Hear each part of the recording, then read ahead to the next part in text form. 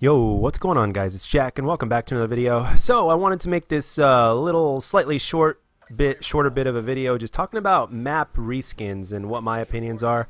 Those of you that have been watching me for a certain period of time will probably know where I'm going to head with this, but there's a little bit something else that I want to add to this, and that is that, well, I believe that there are more coming.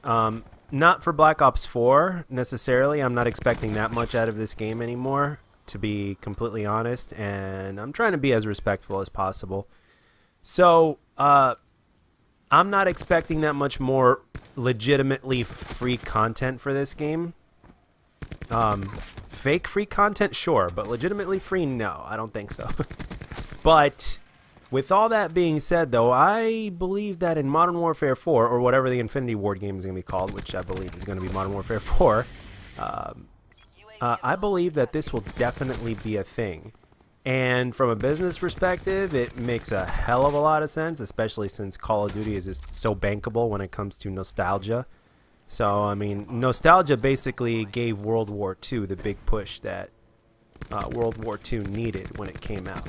So, there's absolutely no doubt about that. And of course, as history has shown time and time again with Call of Duty, that whenever they release reskin maps, they're very popular because they choose the right ones most of the time, and they reskin them, and we're all about them. And even with, like, not even necessarily reskin maps, just updated maps, you know, like, for instance, let me give you an example, like Firing Range, for instance. Firing Range is just such a damn good map that it plays amazingly well even in this game. Firing Range is the best map in the game, in my humble opinion. And if not the best map in the game, that is certainly in the top 3, let's say. But Firing Range is legendary simply because of the fact that no matter which iteration of Call of Duty we've been getting Firing Range on, it still remains to be one of the best maps in Call of Duty history ever made. And now, when it comes to the reskin of maps, I'm all about it. For instance, with this one, this was the first time I played this map. This was my first time playing this map, and lo and behold, I get a gameplay. And I'm glad, too, because I figured to make a good topic for discussion for today, and I'm all about it. I'm all about reskinning maps, and as a matter of fact, I'm actually about letting us choose which, with every iteration of every map that we get from here on forward, I am all about basically just choosing the weather effects, whether it's going to be day or night time, and this is a really good way to kind of for them to, instead of making the job, because I personally think from a developer standpoint, I think one of the most challenging things is making a good map. I know some of you may or may not disagree, or may not agree, but the thing is that I believe that the design of a good map is one of the more challenging things when it comes to development of the game. So I'm not saying that they should rinse and repeat so damn much, but if you are going to rinse and repeat, I personally think that with every map and with every iteration, whether it's an old remastered map or a new one, reskinned, whatever you want to call it, I'm all about having to choose whether it takes place day or night, and weather effects, you know, like snow, rain, that sort of thing.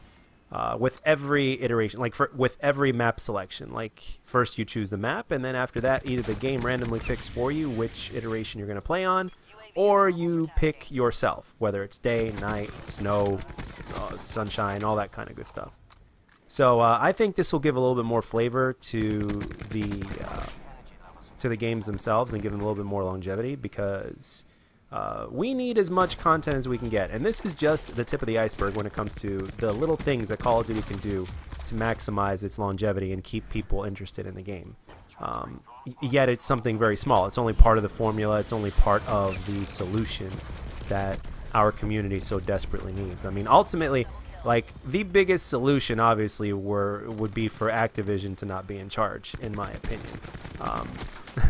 So with all that being said, one thing that just continues to kind of bring the passion out of me is the fact that this franchise, despite the fact that it's so dated at this point, like, it's old, and they've been doing a lot of it, rinsing and repeating. In some iterations they've been rinsing and repeating more, some iterations have been rinsing and repeating a little bit less.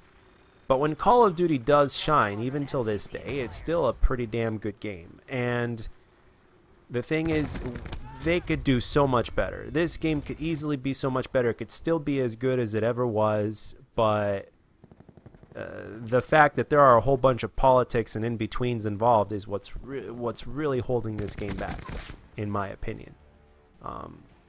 So I couldn't help but at least mention that towards the end of this video.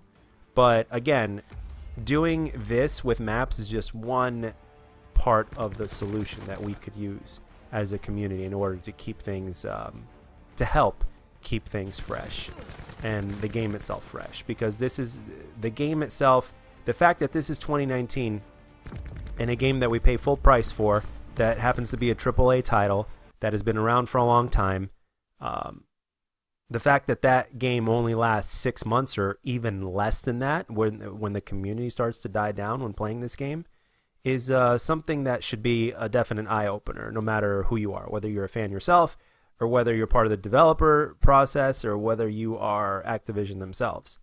So instead of just focusing on esports and all that kind of stuff or whatever else like Battle Royale, you know, you can't take your eye off the ball completely. You know, the last thing I think any one of us ever need is for the same thing to happen to multiplayer like it did in campaign.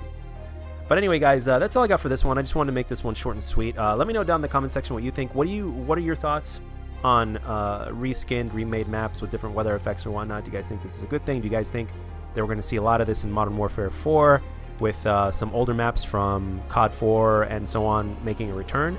Let me know down in the comment section. And as always, guys, if you enjoyed this video, let me know. And if you didn't, let me know what I can do to make my videos better. I'll catch you guys on the next one.